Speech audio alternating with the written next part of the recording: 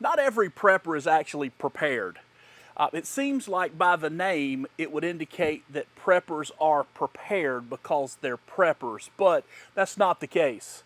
As a matter of fact, there's different types of preppers. There's a journey towards preparedness, and we all start somewhere.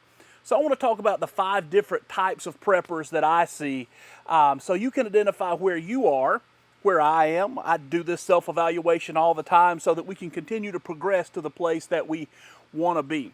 I spend a lot of time in the prepper community, online and in groups. So I have a lot of experience with talking to the different kinds of preppers. As a matter of fact, I was on a message board not long ago, and there was a particular gentleman who was ranting and raving about how all of us were going to die because we didn't see things the way he saw things.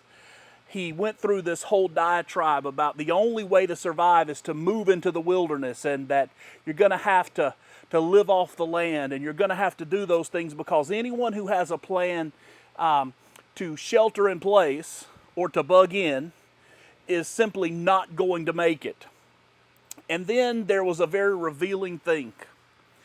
He then said, I'm not actually prepared. I haven't actually started preparing. I'm looking for a group of like-minded people who think the way I do, so that we can have some discussions, and then I want to start preparing. He's what I call the theorist. That there is a group of people that are preppers in theory. They watch all the videos, they read all the books, they do all those things, but they haven't actually started preparing. A prepper is not a prepper if they're not in the process of preparing. Now, gaining knowledge is one thing, but you only have to gain a little bit of knowledge to know those beginning steps. So if you're a theorist, I want to encourage you right now to go ahead and turn off the video and go actually do something to start getting prepared. Go buy your first storage food. Go buy that first weapon. Go buy that first piece of preparedness gear that you think you need. Sign up for your first aid class. Sign up for a stop the bleed class. Do those things to start preparing, because none of us want to just simply be stuck as a theorist. The next one is what I call the materialist. It is that natural progression from theorist, and the materialist, they go by all the gear. Gas mask, AR, chest rig, body armor, all the deal. And the materialist is at least taking some precautions. They're at least starting down the journey, but there's more to it than just gear. As a matter of fact, if you have a gun right now that you've owned for more than a year for self-defense, for the defense of your home, or to harvest game, and you have yet to put a round through it, I would suggest one of two things. Either sell the gun and buy some storage food with the money that you get from the sale, or go to the range and start learning how to operate the weapon. When we just simply buy gear, but we're not getting skills to go with the gear, that's a recipe for disaster. If you're buying things for when things go bad, but you don't know how to use things when they're good, then when things go bad, you're not going to be able to overcome the learning curve in learning how to use that gear that you have accumulated. The third is the idealist. The idealist is different from the theorist, different from the materialist, because they take a certain ideal and they add the material to it, and then they just think that this is the only way it can be. Most idealists are those bug-out bag champions. Now, first of all, I want to tell you, I have several bug-out bags. I have bags for different scenarios and different situations. My family and I, we just went on a cruise, and I put our bag in the car, and we left it in the car as we went on the cruise just in case we got back, because natural disaster had swept through, and it looked like there was a possibility of, between us and our port, of another hurricane coming through that same area, And we wanted to be prepared if we got back and we were not able to escape the area. So I have bug out bags, I have get home bags, I have all of those things. But the idealist is completely rigid in their thought process, and many times there's not an end goal. There's just a beginning. If you are an idealist and you think the only way or your only method is you're going to bug out, let me ask you a couple of questions. Where are you going to bug out to? Where are you going? Because very few people in today's world actually have the skills just to live in the wilderness. How long is it going to take you to get there? And do you have the skills to be able to make it that length of time from where you are to where you're bugging out to?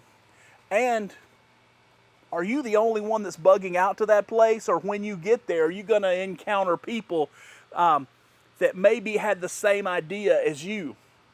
See, the idealist is very rigid in their thought processes, and there's not a whole lot of flexibility. But life is fluid. The fourth kind of prepper is one that's really starting to get the whole picture. I call them the purist. And the purist is a little different than the fifth classification in the fact that the purist lives a life that's only about prepping. They're very serious about prepping. Their only passions are prepping. And they spend every waking moment and all of their available resources just getting ready for something bad to happen. And that's okay. If you're surrounded by the group of people that you love, the purists are great people to know, great people to glean information from. They're great people to have those relationships with, even belonging to their MAG, their mutual assistant group, because they're going to have the skills, they're going to have the resources, they're going to have the equipment to make it no matter what happens. But what I have found about the purist many times is that they're very exclusive. If you're not a purist in thought, if you don't live your entire life just prepping, if there's other areas of your life that exist, they exclude you from the crowds many times. And that's okay, because after all, we're talking about self-sufficiency. We're talking about survival. But like I said before, life is fluid, and the purist is always getting ready for something that is going to happen. But in my life, I kind of think of myself as a realist. Life is very fluid. My life, I still have a child in high school that plays ball. We still go on vacation. We still do all those things. Now, there is a preparedness mindset to all of those things. There is planning that goes into place in all of those things. If you want to click the link in the description below, we have a travel checklist that you can use to prepare for your travels and your vacations. It's free. Just download it and use it however you want to use it. Put your logo on it. Put it on YouTube. Send it to somebody else. I don't care. It's just yours to use. But we understand that the world in which we live is going downhill. That there are certain societal pressures that are happening. And we do spend probably an inordinate amount of time preparing and thinking and planning. But we also understand that there is life to be lived right now. So as we live the life that we live, we incorporate our preparedness into our lives. Understanding that life, there has to be some enjoyment to life. Or is it really a life we want to live? So when we look through these different levels, these different types of preppers, pinpoint which one you are. Now, I know I've talked somewhat negatively about some of those early stages, but I was in those early stages too. I'm not talking about you if you're in the progression. I'm talking about those that are stuck there, that they just want to buy one more piece of gear. They just have to read one more book before they do anything. They're just set on that one ideology, and they're not able to see the flexibility. They're not able to see the positive gains from other areas. Those are the people that I'm referring to. But if you're in that progression, I'm so glad you've watched this video. Pinpoint where you are and then take the steps to move to the next level of preparedness.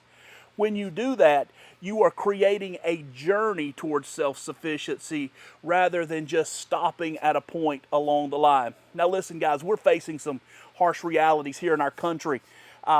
Food scarcity is something that's going to be a reality very soon. We're facing and staring right down the barrel of recession. We need to begin to get ready. And as we do that, there are some skills, some information that we need to gain.